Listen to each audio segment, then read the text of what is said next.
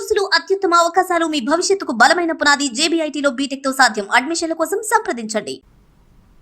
DSC అక్రమాలపై CBI విచారణ చేయాలని కలెక్టరేట్లో వినతి పత్రాలు సమర్పిస్తున్నారు వైసీపీ నేతలు. డిఎస్సీలో జరిగిన అవకతవకల మీద జగన్ ప్రశ్నిస్తే ప్రభుత్వం నుంచి సమాధానం లేదన్నారు వైసీపీ నాయకులు. జీవోలను టీడీపీ వాళ్లకు అనుకూలంగా సవరించారని ఆరోపించారు. పారదర్శకంగా చేసినప్పుడు సీబీఐ విచారణకు ఎందుకు వెనకడుగు వేస్తున్నారని నిలదీశారు. నిరుద్యోగ భృతి, ఫీజు రీయింబర్స్మెంట్ చెల్లింపులు చేయడం లేదని తెలిపారు.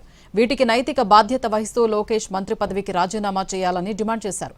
మెగా డిఎస్సీ పేరుతో దగా డిఎస్సీ నిర్వహించారని మండిపడ్డారు వైసీపీ నాయకులు.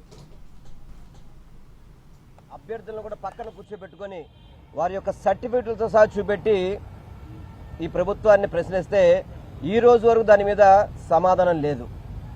సమాధానం చెప్పకపోగా బొకాయింపులు. ఎందుకంటే ఏదైతే డిఎస్సీలో జరిగిన, ఇందాక మా సోదరుడు కూడా చెప్పాడు, ఇందాక చైతన్య కూడా, ఏదైతే డిఎస్సీలో అక్రమాలు జరిగినాయో వాటన్నిటిని కూడా ప్రతి ఒక్కటి కూడా సాక్ష్యాధారాలతో స్పోర్ట్స్ కోటా అని చెప్పని గతంలో ఉన్న 2% తీసుకొచ్చి 3% చేయడం కానివ్వండి, అదేవిధంగా ప్రశ్న పత్రాలు కూడా అవుట్సోర్సింగ్ సిబ్బందితో వాటిని దిద్దించడం కానివ్వండి, స్పోర్ట్స్ కోటాకి ఎటువంటి రాత పరీక్షలు లేకుండా క్వాలిఫై చేయడం కానివ్వండి, అదేవిధంగా జీవోలు కూడా మళ్ళీ సవరించి వాళ్ళకి కావాల్సిన విధంగా జీవోలు ఇవ్వడం కానివ్వండి, స్పోర్ట్స్ కోటాలో కూడా ఎవరైతే ఇందాక మా చైతన్య చెప్పినట్టు కావచ్చు, ఏదైతే మన కోన రవికుమారు ఇతను ఒక కమిటీకి చైర్మన్గా ఉన్నాడు.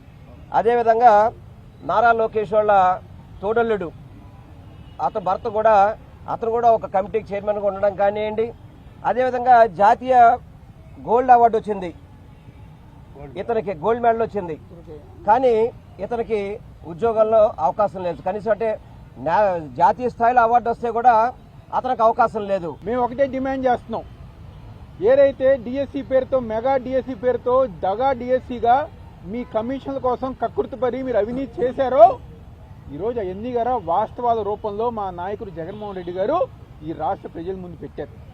ఈ రోజు గారు మీరు సరైన సమాధానం ఇవ్వకుండా, ఈ రోజు గారు మీరు దాని గురించి సమాధానం చెప్పకుండా కేవలం వ్యక్తిగత దోషణలు చేస్తున్నారు. కానీ ఈరోజు ఈ రాష్ట్రంలో ఉన్న యువత అందరూ గారా ప్రభుత్వాన్ని క్వశ్చన్ చేస్తున్నారు. మా ఉద్యోగాలు ఏమైనా, మాకు ఇచ్చిన హామీలు ఏమైనా, మమ్మల్ని మీరు అందరు గారా మోసం చేశారు కాబట్టి నారా లోకేష్ వెంటనే దిగిపోవాలని చెప్పని ఈరోజు యువత అందరూ గారా ముందుకు వస్తాం గారే జరిగిందని చెప్పిన విషయం చెప్తున్నా. అలా చేయబట్టి అవుట్సోర్సింగ్లో ఉన్నటువంటి నవీన్ ఫస్ట్ ర్యాంక్ తెచ్చుకోవడం జరిగింది. మళ్ళీ దాన్ని క్యాన్సిల్ చేసి 2వ ర్యాంక్ నుంచి మొదలుపెట్టారు. మొదలు పెడితే కాదు, ఇక్కడ మనం ఒకసారి పరిశీలిస్తే ఈ డిఎస్సి మొత్తం అంతా కూడా స్కాములతో నిండిపోయి ఉంది. ఈ స్కాములు, ఉద్యోగ అవకాశాలు దెబ్బతిన్నటువంటి నిరుద్యోగ యువత పక్కన వైఎస్ఆర్ కాంగ్రెస్ పార్టీ ఈరోజు లోకేష్ గారిని ప్రశ్నిస్తూ ఉన్నాం. జగన్మోహన్ రెడ్డి గారి ప్రెస్ కాన్ఫరెన్స్కి, జగన్మోహన్ రెడ్డి గారి ప్రశ్నలకి సమాధానం చెప్పలేక ఎందుకు మీరు తప్పించుకునేటటువంటి ప్రయత్నం చేస్తూ ఉన్నారు? స్పోర్ట్స్ కోటాలో జరిగింది. స్పోర్ట్స్ కోటాలో అయితే మరీ ఘోరం. జీవోలు ఇష్యూ చేశారు, వాళ్ళకు కావాల్సినటువంటి వాళ్ళని పరిగణలోకి తీసుకున్నారు, ఉద్యోగాలు ఇచ్చారు, మళ్ళీ రద్దు చేశారు, మళ్ళీ యథావిధిగా కొనసాగాలి అని చెప్పారు.